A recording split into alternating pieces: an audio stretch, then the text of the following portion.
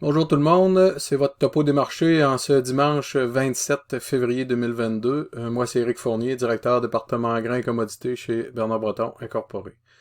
Cette semaine, l'élément majeur de la semaine, hein, ce qui se passe en Ukraine, il y avait des craintes depuis plusieurs semaines que la Russie envahisse l'Ukraine. Tout le monde avait espoir que ça s'arrêterait là, que ce serait juste des peurs, mais malheureusement, la Russie a envahi l'Ukraine et ça se poursuit encore, donc le conflit est bel et bien bel et bien débuté et beaucoup plus, comment je pourrais dire ça, plus important que ce qu'on avait anticipé. On parlait de deux régions, en fait, que la Russie voulait annexer. Et finalement, on est partout en Ukraine présentement. On espère que le conflit va pouvoir se régler rapidement, mais ça commence à être un peu plus douteux. Qu'est-ce que ça a eu comme implication sur les marchés à terme? Ben, on en avait déjà parlé. Hein. L'Ukraine est un joueur important là, sur le marché d'exportation du blé et du maïs, donc beaucoup de volatilité. Et je dirais volatilité extrême, hein, des limites up, des limites down, d'une journée à l'autre. Et je pourrais vous dire que ça risque de se poursuivre dans les prochaines semaines, tant aussi longtemps que le conflit ne sera pas réglé. Plus près de nous, aux États-Unis, il y a un rendez-vous annuel, l'USDA, ils appellent ça les Outlook, c'est-à-dire qu'on fait les premières prévisions de ce que pourrait ressembler la prochaine récolte. Tout ça est basé sur des statistiques, sur des historiques de culture, une partie économique, donc vous avez compris que c'est pas réellement les intentions, ce qui va être publié à la fin du mois de mars, mais ça nous donne quand même une idée là, sur quoi le marché va travailler pour le prochain mois, d'ici à ce que les intentions réelles d'ensemencement soient publiées. Si on regarde au niveau des surfaces, ce que l'USDA nous donne dans ce premier jet, on parle de 48 millions d'acres pour le blé.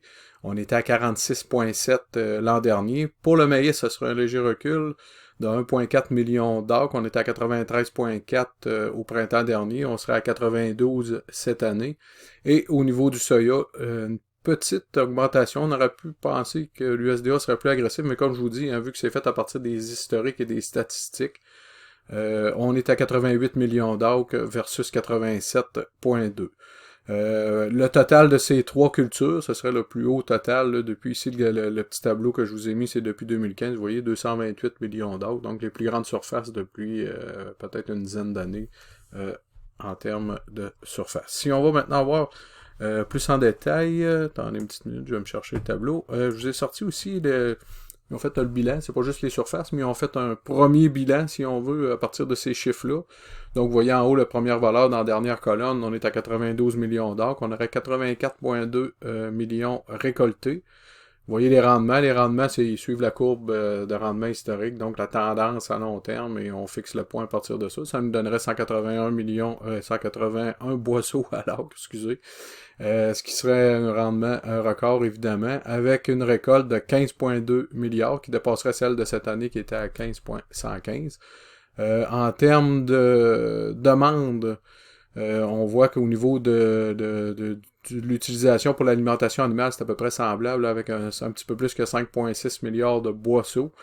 Au niveau de l'éthanol, on continue de monter le chiffre. Hein. Cette année, on parle de... Ça reste encore des estimés pour cette année parce que la saison n'est pas terminée. On est à 5,3 milliards de boissons, mais là on monterait à 5,4. Ça serait une des plus grosses utilisations pour l'éthanol là, depuis 2017, si je ne me trompe pas. Au niveau des exportations, vous voyez, le ralentissement se poursuivrait. Hein. On est passé de 2,7 l'an dernier à 2,4 cette année et on sera à 2,3 milliards de boissons dans la prochaine année. Ce qui fait en sorte que c'est là où le chiffre est le plus frappant, à mon avis. Là, ça fait en sorte que les stocks passeraient tout près de 2 milliards de boissons. On passerait de 1,5 cette année à 2 milliards, donc une augmentation de tout près de 500 millions de boissons en termes de stock. Évidemment, ça a un effet sur les prix. Si on a la prévision de prix payée à la ferme, c'est sûr que celle de cette année, ça reste encore une prévision parce que l'année n'est pas terminée, mais la prévision pour cette année, on parle de 5,45 du boisseau et ça diminuerait à 5$ du boisseau. Donc, une baisse de prix anticipée dans le maïs versus les prix qu'on a actuellement pour l'an prochain, parce que vous comprenez que 2022-23, on parle ici à partir de l'automne 2022 et se rendre au mois de septembre 2023. Maintenant, ce qui a trait soya, un peu la même chose. Là, ici, au niveau du bilan du soya, ben, vous voyez les 88 millions d'or qu'on parlait tantôt. Le rendement, on sera à 51,5, ce qui est assez semblable aux 3 dernières années. Vous voyez 51, 51,4, 51,5. Donc, c'était un rendement semblable à ce qu'on a eu dans les dernières années. Production, par contre, vous voyez, la production, c'est encore plus importante que celle qu'on a eue cette année. On passe de 4,43 à 4,49 milliards de boisseaux. En termes d'utilisation, là aussi, on parlait tantôt d'une augmentation au niveau de l'éthanol, mais le crushing aussi, c'est-à-dire la fabrication d'huile, qui demanderait plus de soya. On sera à 2,25 milliards de boisseaux versus 2,21 cette année. Au niveau des exportations, léger rebond, hein, on aura un 100 millions plus de boisseaux exportés l'an prochain versus cette année. Les stocks de fin à ce moment-là seraient assez semblables, vous voyez, 325 à 305, donc ça serait une certaine stabilité, c'est-à-dire qu'on va produire plus, mais la demande est plus importante, ce qui fait que nos stocks se maintiennent à peu près au même niveau que ce qu'on a eu dans la dernière année. Au niveau des prix, par contre, vous voyez les prix à la ferme, cette année, le prix prévu est à 13 boisseaux à l'acre, on passerait à 12,75, donc une légère baisse. La baisse sera moins importante dans le soya que dans le maïs. Maintenant, ce qu'on va voir du côté du tourteau, on parlait de fabrication d'huile. C'est sûr que si on en fabrique plus, on va avoir plus de tourteaux. Donc, je vous ai sorti un petit bilan rapide. Le seul élément que je voulais attirer votre attention, c'est au niveau des stocks de fin. Vous voyez, dans les 2 dernières années, on tournait autour de 340 millions de boisseaux. Cette année, ça grimpe à 400. On sera à 500 millions de boisseaux. Donc, l'effet se ferait sentir sur les prix qui passeraient de 410 tonnes courtes à 375, donc une baisse de 40 $ tonne courte pour la prochaine année. Donc une baisse de prix anticipée par l'USDA dans ce petit outlook. Maintenant, si on termine avec le blé, je vais aller chercher les chiffres. Si on regarde le blé, vous voyez le 48 millions d'or qu'on parlait tantôt, on sera à 39,5 récoltés versus 37,2 l'an dernier. Les rendements à 49,1, c'est sûr que le rendement de 2021-22, l'automne dernier, l'été dernier en fait, là, dans le blé, était désastreux à cause que la partie nord des États-Unis qui a subi la sécheresse. Donc, les rendements seraient meilleurs cette année, mais ça reste encore des prévisions statistiques. Donc, la production passerait de 1,6 à 1,9 milliards de boisseaux. En termes d'utilisation, les chiffres sont assez semblables à ce qu'on a cette année. Vous voyez, l'utilisation totale à 1,133, 1,127, donc une stabilité dans l'utilisation du blé aux États-Unis. Les exportations, même scénario, on parle de 810 à 850 millions de boisseaux, ça veut dire un chiffre aussi à peu près semblable. Donc, le surplus de production avec une utilisation qui est légèrement augmenté, bien évidemment, les stocks de fin sont augmentés, passeraient de 648 à 731 millions de boisseaux. Et les prix, ben, c'est le même scénario. Vous avez vu, ça vaut pour le maïs, ça vaut pour le soya et évidemment pour le blé. Le prix cette année moyen payé à la ferme est prévu à 7,30 du boisseau. On descendrait à 6,80 pour l'an prochain. Maintenant, si on retourne au point de vue graphique, point de vue technique dans le maïs, vous voyez beaucoup de mouvements. Si vous regardez la fin du graphique ici, c'est le graphique du contrat de mai 2022. Vous voyez des grosses lignes rouges pour terminer la semaine. On a terminé avec un limit down. On a vu un limit up la journée d'avant. Ça a été très rock'n'roll cette semaine de suivre les marchés à terme et de se faire une idée qu'est-ce qui est le prix juste. Hein. Dans ce temps-là, c'est surtout ça qui est compliqué. Hein. Quel est le prix juste dans tout ça? Vous voyez que le mouvement final de la semaine, hein, si on regarde les chiffres, là, on a juste une légère augmentation de 0,46%, malgré tous les mouvements qu'on a eu. Puis on a fait des nouveaux sommets cette semaine là, dans ce qui concerne le contrat de mai. On a monté au-dessus de 7 $ du boisseau. C'était un sommet inégalé pour ce contrat-là. Mais pour finalement revenir à la valeur du début de la semaine. Donc, quand on parle de volatilité, là, en fait, on a un exemple parfait ici. Si on voit du point de vue technique, les indicateurs sont encore en mode achat sur l'ensemble des indicateurs, mais vous voyez que c'est plus modéré. Hein. On n'est pas en fort achat, mais bien en achat tout court, parce que d'un côté, on a les oscillateurs qui sont au neutre, et de l'autre côté, les moyennes mobiles nous indiquent fort achat, donc ça neutralise un peu là, les indices totaux. Donc vous voyez que 4 indicateurs qui sont en mode vente présentement, il y en a 10 au neutre et 12 achetés. Je vous dirais que l'analyse technique avec des mouvements aussi violents, ça devient difficile de miser juste, hein. Même l'analyse technique, on a des difficultés. Donc, faire attention, hein, c'est vraiment, vraiment extrêmement volatile et dangereux. Et ceux qui veulent s'aventurer, essayer de prédire les marchés, bonne chance. Hein, c'est vraiment, on sait vraiment pas où est-ce qu'on s'en va avec tout ça. Au niveau du soya, même chose, vous voyez le graphique, hein, la fin du graphique, là, c'était la dernière semaine, en fait. Gros mouvement, on a fait des sommets. Par contre, vous voyez que la semaine, hein, on termine avec une baisse de 1%. Donc, malgré un sommet au cours de la semaine, on termine à un prix inférieur à ce qui était il y a une semaine. Donc, encore là, beaucoup de volatilité. Les indicateurs, c'est à peu près les mêmes choses que dans le maïs. On a un petit peu plus, on a un indicateur de plus qui est en mode vente. Pour le reste, c'est moitié-moitié neutre achat. Donc, c'est plus partagé que dans le maïs au niveau technique. Si on va voir maintenant au niveau du tourteau de soya, là aussi, des gros mouvements. Hein. On a eu des hauts et des bas, mais on termine la semaine avec un prix inférieur à celui du début de la semaine, à celui de la fermeture de vendredi dernier. Donc, là aussi, il y a eu beaucoup de volatilité. Ça devient extrêmement difficile de savoir où est-ce qu'on s'en va avec tout ça, parce que là, il n'y a pas juste des indicateurs météo, des indicateurs plus, comment je pourrais dire ça, plus reliés à la production, mais vraiment, quand c'est dans le géopolitique, là, on n'a vraiment plus aucune idée où est-ce qu'on s'en va avec ça. Pour le blé, même chose, hein, vous voyez le graphique, hein, la dernière semaine, on a fait des sommets, vous voyez ici, là, dans la partie, on a monté le sommet était à 9 et on a monté non, le sommet des 52 dernières semaines était à 9,60. On s'est pas rendu jusque-là, mais on a quand même touché un 9,30, 9,40 au cours de la semaine.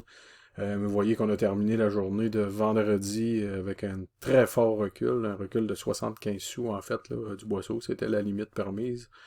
On a descendu un limite down. Quand je vous parlais de limite up, limite down, ben, le blé c'est sûr que c'est le grain peut-être le plus impacté là, par ce qui se passe en Ukraine, donc beaucoup de volatilité à venir et tant et aussi longtemps que le conflit ne sera pas réglé de ce côté-là, mais on termine la semaine avec une hausse de 7% pour le blé.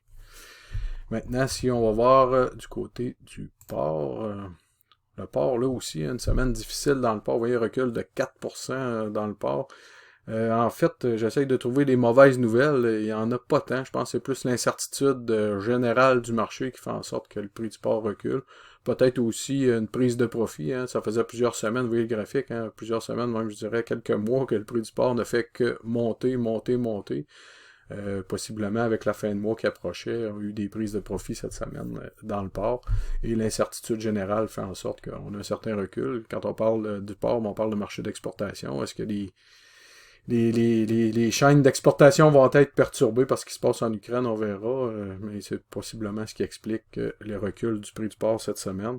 On termine quand même la semaine avec un prix moyen pour la période de mars 2022 à février 2023, avec un prix moyen de 254$ du 100 kg, qui laisse une marge, selon le modèle ASRA, entre 13 et 14$ du 100 kg actuellement, à la fermeture vendredi. Donc, c'est des prix qui sont historiquement très, très, très élevés toujours, quand même avec le recul, mais ils ont monté au-dessus de 260. Là. En début de semaine, on était au-dessus du 260 du 100 kg pour une période de 12 mois. En termes d'abattage aux États-Unis, la production est encore en baisse cette semaine. On parle de moins 4,7%. Les poids d'abattage ont 2 à 3 livres de plus par porc expédié cette année versus ceux de l'an dernier. Depuis le début de l'année, c'est un moins 8% de production. Donc après 2 mois de production cette année, on est toujours à moins 8%. Donc, ce que le Hog Zenping nous avait indiqué en décembre, on est même plus bas que les valeurs qu'il nous avait parlé, parce qu'on parlait de 5 à 6%. Présentement, on roule à moins 8%.